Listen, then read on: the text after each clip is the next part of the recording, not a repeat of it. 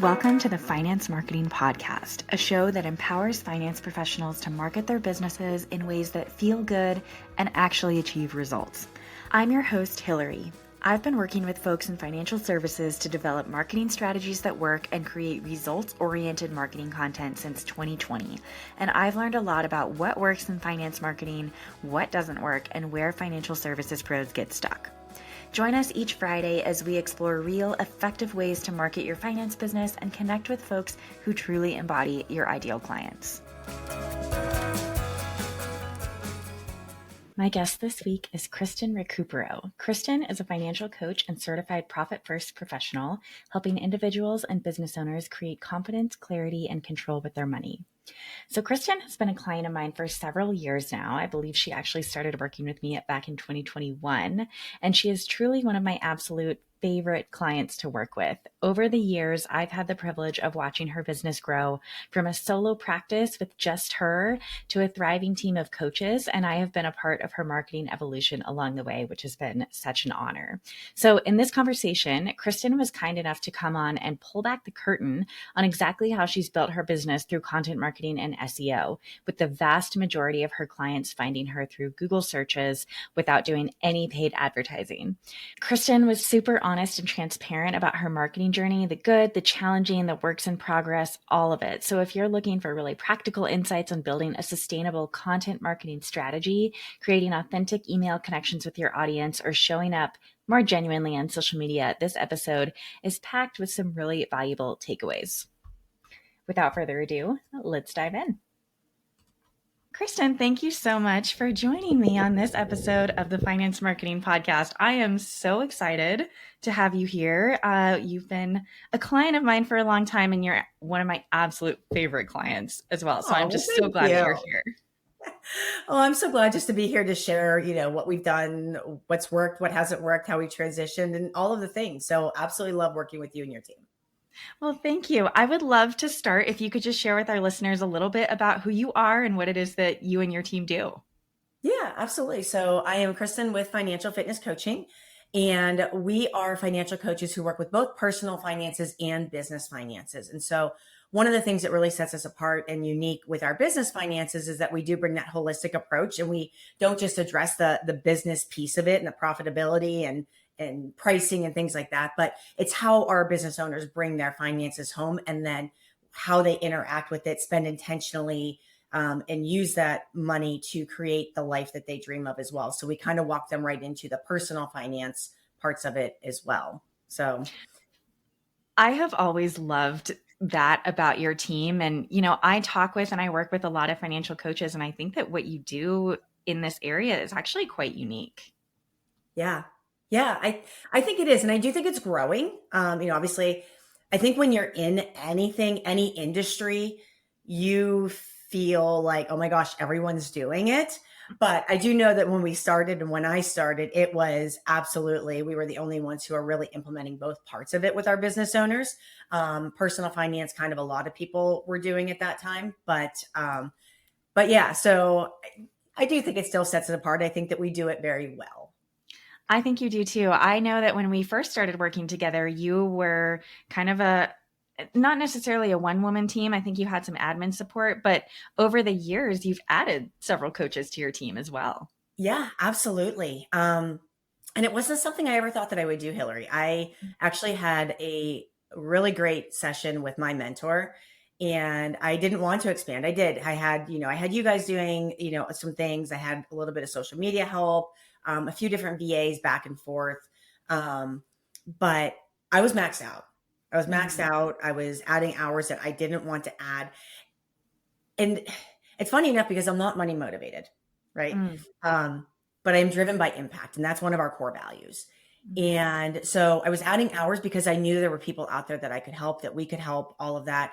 And, but it wasn't the life that I really wanted. So having a conversation with my mentor, and she, directed it into, why not? And my experience with managing people was restaurant industry, years and years ago. And it just wasn't, it was very different. But I now have 2 full-time coaches underneath, and we are able to make such a greater impact. And even just tailoring the things that we do and having a team to think those things out with and make better. Like we're constantly improving our systems, our structures, what we're talking about, the mindset talks that we have. We're growing together, we're doing trainings together, and it is just so much fun. I can really see it. I mean, looking back on the years, I can see the evolution of kind of, you talked about mindset. That's not something I think that you had always focused on in coaching sessions, but it's something that you really do now. And I can imagine that just having a team with you to just brainstorm with and talk through, like, how can we serve our clients better, is so powerful. And what I really love about what you've done, especially as it pertains to marketing, is you've really brought your team members into your marketing.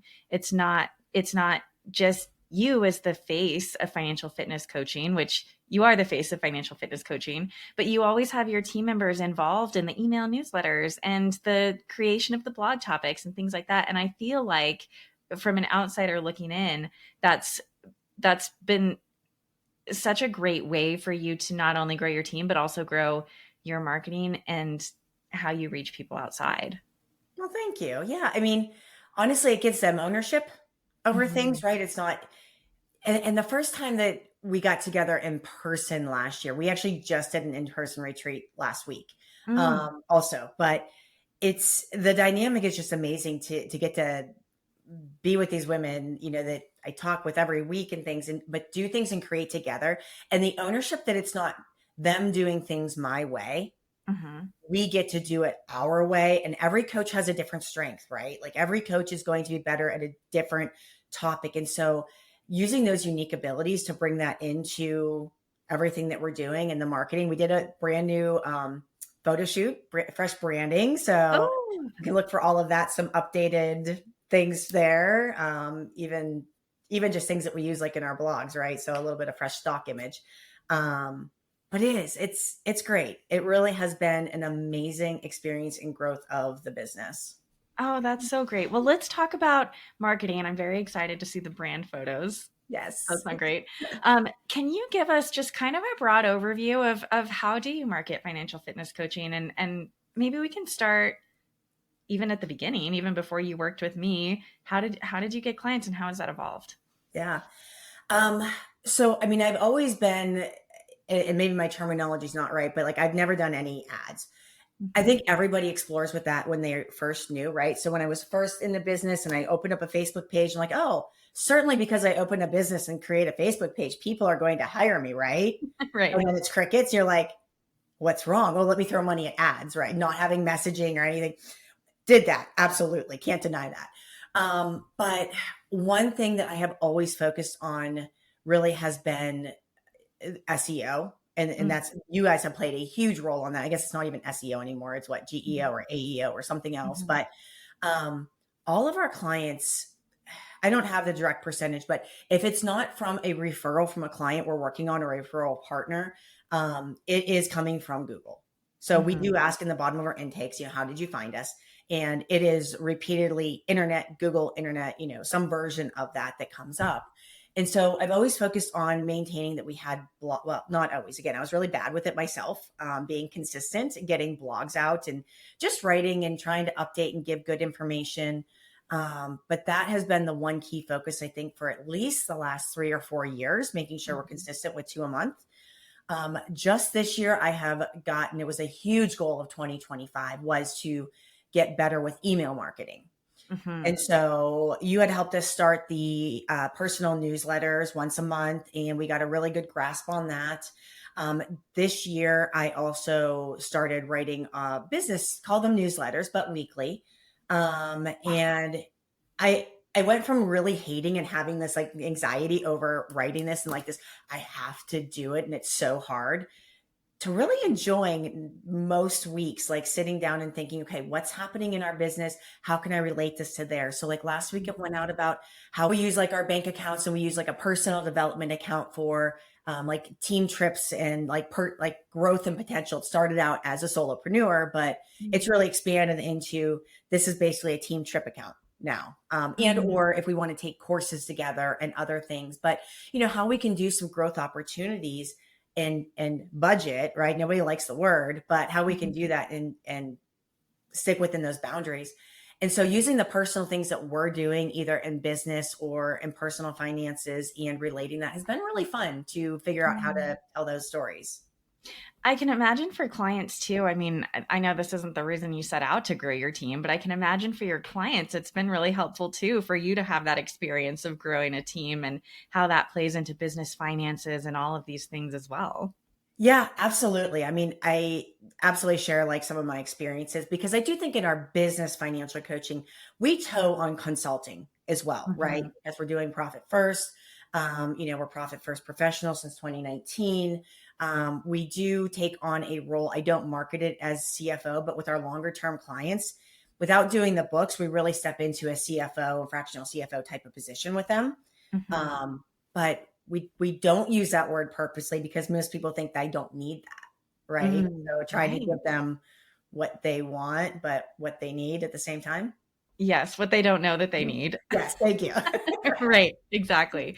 Well, I love that you're doing those weekly newsletters because I recently started doing a weekly newsletter with my list, and I have the same experience. Sometimes I'm like, "Ooh, where am I going to find the time to write this newsletter this week?" But I love writing it every single week. What has been the response to it, if any?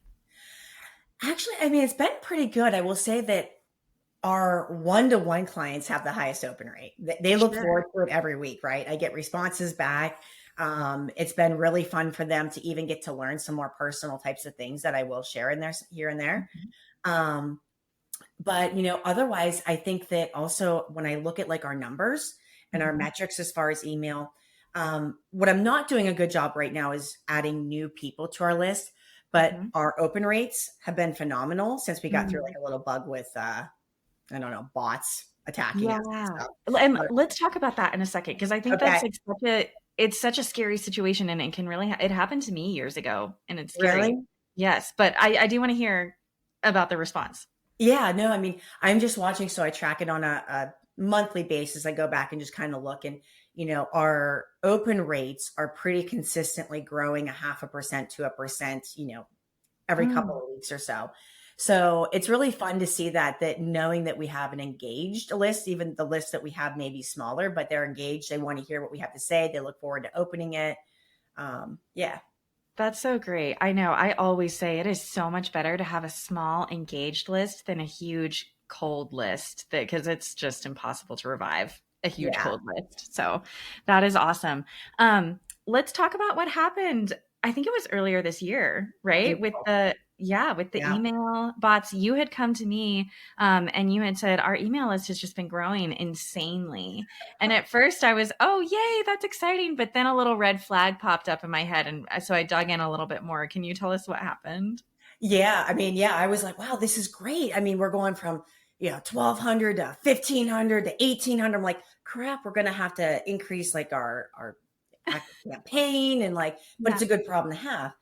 And then when I had realized that our open rates had tanked because there were like basically just all these false emails, Hmm. right? And people were reporting us as spam. So this is when I started getting into the analytics and looking at them more and now tracking. Um, I mean, it was devastating, right? Yeah. So I don't know exactly what happened, but we did not previously have double opt-in. So we have a resource page, and we Hmm. did not have double opt-in in on that. And I've always gone back and forth, right? Is it a good idea, bad idea, whatever? Good idea. Yeah. So there was a download, and so that was getting basically attacked and adding like 100 to 200 different people, and I was Hmm. able to pick it out because the emails were real Hmm. and they were getting into the nurture sequences, and so they were not opening any of these things because these people are like, where'd this come from, right? I mean, Right. certainly they're just mostly deleting, a few opening up and reporting. But the name was like, you ever take your keyboard or your kids take your keyboard and just start typing VXYG? Yes. That's all the names. Like there's Yeah. no real name. And so, Right. so I was like, this is obvious. Like, Right. Right. so the very first thing we did was, after panicking and crying a little bit, is, going on and adding all the double opt-ins to every Hmm. resource that we had.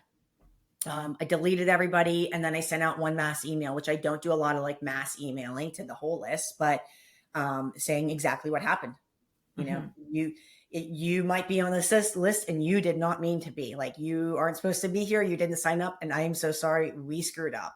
Mhm. Totally owned it, because I do believe in that. And that comes from my restaurant days. I believe in owning our mistakes. Um, and, I had a lot of really good response. I had a lot of people that responded. Again, a lot of them are ones that are clients or people that we've known or have been on our list for years, but said, that happened to me too. Mhm. Or, thanks so much for sending this out. I appreciate it. And even though I asked very specifically, please, please, please do not mark this as spam, Mhm. I definitely had a few people who still did that. Of So, course. of course. Right. I Right. mean, again, it went out to like almost 2,000 people at this point, and only half of them really wanted to be there. Yep. So it was definitely a learning moment. And the hardest part, though, was this was the same time when we started experiencing a drastic change in our website traffic, in conversions. I had a brand new coach on. We had transitioned a full-time coach off who chose to leave for family reasons, and we brought somebody on. Their email not being authenticated. It was just this massive funnel of like, oh my gosh, oh my gosh, oh my gosh, oh my gosh. It's breaking. Yes. Yes. I was like, oh my gosh, when people aren't coming in, we're not getting the calls. We went from having, you know, 20 or 30 some discovery calls the prior year, same month. And, I kind of Mhm. look at those comparisons, and we went to like having four. I was like, Wow. ooh, like, so trying to nail all of the things. And that's when I definitely reached out to you, and I was like in a huge panic. Tell me all the things to do. Right. Right. Right. Yes, I remember that. That was earlier this year, and it had always been kind of amazing to me that you had that volume of discovery calls just from organic. I think for both of us, it was a little bit of a wake up call of like, maybe we need to diversify a little bit here of the marketing and not rely just on organic, because that happened to everyone this year. Everyone who had been relying on SEO, all of a sudden, all these changes. I think there was a Google algorithm update and also all of the AI influence and the way that it's changing the search landscape. All of that. I mean, everyone took a massive hit this year. So we talked about, okay, let's see how we can get you shown up in AI search results, because we know that people are looking for help with their finances and for recommendations from things like ChatGPT and Gemini and things like that. So we implemented some changes to your articles there. I'm curious to know, because you and I actually haven't talked in a little while. I'm curious to know what has happened since then. What's not working? What is working now?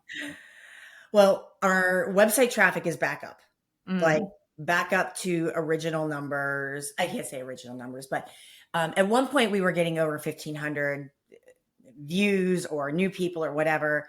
And then that was tanking from the end of, we're 25, the end of 24 into 25 and through 25, right? mhm. We are back up to seeing the last 60 days about 800 to 850 people a month again. So, because we Okay. were down to 300, 400, Yeah. right? Yeah. That's a lot. Um, yeah, Big shift. absolutely. And when it's all a numbers game. Just I always tell people everything is about a numbers game. And if we know what we need to come in, and we know what our conversion rates are, and we even know what our phone conversion rates are, we need the traffic. Right. Um, so that has been fantastic. We are still at a standstill, a slowdown, drastically, of just discovery calls coming through our pipeline, though. Interesting. Um, and I obviously we work with tons and tons of business clients as well as our personal finance clients, and we are seeing it across the board in most businesses. Mhm. Um, I have few select that are up significantly this year. Mm. Um, Mm. yeah, which I mean is great, is absolutely wonderful. But the majority of people are seeing either a stale or a stale. So I know it's not personal. Mhm. Um, but obviously it's really hard not to take that. And it's still, we need to keep making some other tweaks to keep driving it. So one thing I am doing is I am being more proactive and asking the call to action of scheduling a discovery call. And that really Mhm. is what we want. We are Right. getting ready to release a new program, a group ish membership for personal finances in the new Mm. year. We're very, very excited. It was a big target of last week when we getting together. Mm. Um, but At the core, we are one-to-one coaches. That is where we have the greatest transformation. Our Mm, group is really coming more out of a place that we want to serve those who are not have the time capability, the financial, to dedicate towards their transformation, but still want help and community and to talk about those things. So, right. um, our bread and butter, though, still like where we just thrive is helping people in one-to-one. So I'm driving more the call to actions, and directly asking for it and saying, here's the slots that we have and we want to help you, and just being very, very upfront with that. And we're Mm, getting, again, an email. I can see we're definitely getting some engagement, some reopens, not a ton of clicks, but there is interest, right? I'm seeing them ready to pull that trigger to at least get on a phone call. And I yep. know once we get on the phone, we have over a 30% conversion rate. So it's Wow. getting them on the phone, right? Yep. Yeah, absolutely. Well, we're almost to the end of 2025. Are there any ideas that you have or things that you would be looking for to kind of continue diversifying that top of funnel and how people actually find you? I have no ideas. I am open to ideas. I'm very open to all of your suggestions. So, in terms of the blogs, I'll just give kind of an overview of some tweaks that we've made to get you recommended not only in the search pages of Google but also in ChatGPT results. Yeah. So one thing we're doing, and they're simple tweaks, but they're tweaks that help the AI algorithms or crawlers or what have you recognize how to return the content to somebody. And so we're adding things like key takeaways and FAQs to each blog because that content is really highly understood by the algorithms. So we're doing things like that. We're changing some of the topics. So we know that when people go to ChatGPT and they're asking for a recommendation for a finance coach or a financial advisor or what have you, they're asking for a professional who can really meet their specific needs. So a lot of the content that we're writing now is actually more bottom of funnel content rather than top of funnel, that's really deep in what we do and how we help you so that the AI can pull that information from your website. I'm also seeing it in kind of layered onto SEO is growing the audience on social media. So I know that in the past, I mean, you have an Instagram page, you've posted on LinkedIn. Are you still doing that as much as you had before? Yeah, I do have a social media team that does that. I mean, very similarly, we come up with the content ideas or we approve it, or it also works hand in hand with everything we do for the emails. Mm-hmm. Looking at that as our seasonality. So we post 3 times a week. I Okay. do all of our stories because I keep that a little bit of that personal insights as much as possible. And it's funny Yeah. you say that because that's the one thing I've also stopped doing. So one of the things I Mm-hmm. started thinking about, because I have this conversation with our clients, is like sometimes we have to go back to what did $1,000 you look like, right? What did first year you do when you were hungry and you went out there and you were looking for people, right? Right. And so I started thinking myself, and I was talking with the team last week. I'm like, what have I stopped doing? And I stopped engaging in the stories so much. Mm, I've stopped sharing as much, again, personal insights about what we do and what this looks like and how we save money on food and how we keep our grocery budget. Like just some of those things that people just, look to relate to right. in those things. And so I backed out on that. And so I've started increasing that again, Mm, to work on increasing our page. I think our Instagram's around 3,700 followers. mhm. It is definitely the most engaged platform that we have, Yep. where I focus my time. Facebook is pretty much a post and run. Can't Yeah. lie. Yeah. LinkedIn, I should be better, but I get really annoyed with people who are like, "Oh, I can help you get 1,000 new leads," and I just get so annoyed with the people on there. I can't do it. Yes, absolutely. It makes sense to me that Instagram is where people really resonate with you and find you. Um, I mean, LinkedIn I could see too, just because you do serve small business owners, but I think if Instagram is working, so I would absolutely recommend keep going with the stories. I think that's great. When you do the stories, is it you talking on the camera? No, I have to work on that, and that's been asked by many of the people on my team Mm, uh-huh. Uh-huh. to get on the camera a little bit more. No. Yeah. Yeah. I think that I honestly think that would make a big difference for you, Kristen, because a friendly face, a face that you can tell it's not AI generated, that's what's really resonating with people today. And so just those simple, when you're out on a walk, when you're sitting at your desk, it doesn't have to be anything fancy. You don't need to put makeup on or get dressed up or anything, any of that. Just get on the camera and talk candidly to people. I've seen it just skyrocket. All right, I'll do it for you. Yes, thank you. I'll do it for you. Just because we're recording this, and I am going to commit to it now. The Right. pressure to commit, Right. There's yes. a little pressure, but no, I mean, and I get it. And even like our social media person, Angela, she said that again, attention span continues to spiral downward. Right. And people want to see a video even versus read again. So Yeah. so I will do that, and I've toyed with or wondered if it's worth expanding into any of the other social media platforms. Mhm. And I don't know, I'd love to hear your take on that, versus being one place and one place well versus doing all the things and just kind of doing the post and run. So we're Yeah. not on X, and I know a lot of people have success there, or Threads. I think a lot of people are enjoying, but some of them just feel like the old Clubhouse to me. And I don't even know if that's still going, but Mhm. everybody jumped on that bandwagon for a minute, and then it just died. Yeah. Or I think it Yeah. died. I don't know. I've heard a lot of people having success on Threads as well. X gives me a little bit of the heebie-jeebies because it just feels so volatile, and so it's one of those Right. places that I would hate to build an audience and then lose everything.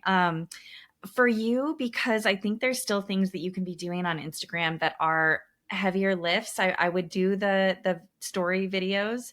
And then I would be doing some of those same types of videos, nothing that's like overly produced, just you talking. I would do some reels like that too, because that's the way that you grow on Instagram. Yeah. That's how people find you, is through reels. So I would probably focus there before expanding to any other platform where you really don't know if you have an audience there yet or not. I would get Instagram dialed in first since you've had success there. Awesome. So, yeah. Well, Kristen, this has been truly so great, so insightful. Thank you for kind of pulling behind the curtain a little bit and sharing what we've worked on with you, what you've worked on, outside of your work with us, and how it's all kind of coming together. Is there anything that you feel like I haven't asked you yet that would be pertinent to this conversation to just kind of round it out? Honestly, no. I think that's a really good summary of where we've come from, what we've been doing, where we're still challenged and things. And I love being able to share, because I think that, again, anybody in your audience is all related in the same field. And I want to be able to people identify that, yeah, I mean, here's what we've tried, here's what's working. I think that that's so helpful to be able to relate, and even in the same collaborative space. Yeah, absolutely. We want to strip away the highlight reel a little bit. So Yes. Thank you so much for sharing. If people want to learn more about you or financial fitness coaching, where are the best ways that they can do that? Instagram, financial.fitness.coaching, and then our website, financialfitnesscoaching.com. And we should hopefully have a few updated pictures and things of our team, and be updating that over the next couple of months. Oh, good. I'm so excited to see it. Well, thank you so much again, Kristen. Yeah. Thank you, Hillary. Appreciate it so much.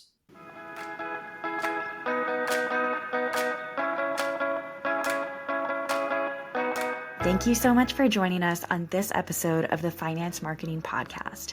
If you're eager to market your business in a way that feels good and actually gets results, sign up for the Finance Marketing Podcast newsletter in the show notes so you never miss another episode. If you liked what you heard today, please be sure to subscribe to the show on your favorite listening app and leave a review on Apple Podcasts. We'll see you back here next Friday.